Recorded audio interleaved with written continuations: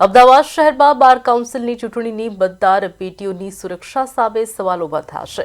ગણતરીના સ્થળે પહોંચાડવાને બદલે મતદાન પેટીઓ ભરેલી ગાડી યુનિવર્સિટી પાસેની એક ગલીમાં અંધારામાં ઊભી હોવાનું સામે આવતા ભારે હોબાળો મચી ગયો।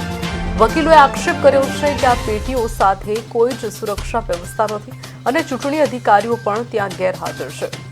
આ ઘટનાની જાણ થતાં જ વકીલો અને પોલીસની ટીમ ઘટનાસ્થળ પર પહોંચી ગઈ છે। મતદાર પેટીઓની આ પ્રકારની લાપરવાહી સામે વકીલાલમમાં ભારે રોષ જોવા મળ્યો।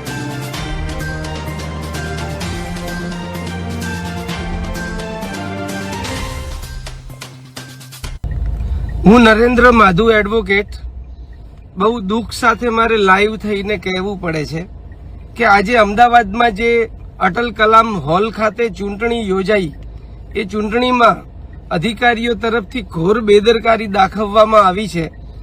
જે ગાડીમાં આ પેટીઓ ભરવામાં આવી મતદાનની એ પેટીઓ તે ગાડી છે એ યુનિવર્સિટીમાંથી નીકળી અને પાછી યુનિવર્સિટીમાં આવી અને ત્યાં એ રામ ભરોસે પેટીઓ અમારી ટીમે ઝડપી પાડી।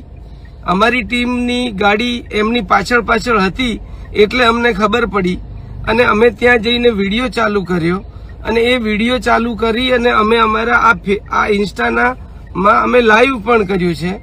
ખરેખર લોકશાહીમાં અને એમાંય જ્યારે એડવોકેટની ચૂંટણી હોય ત્યારે આ ખરેખર બહુ જ દુઃખદ બાબત છે।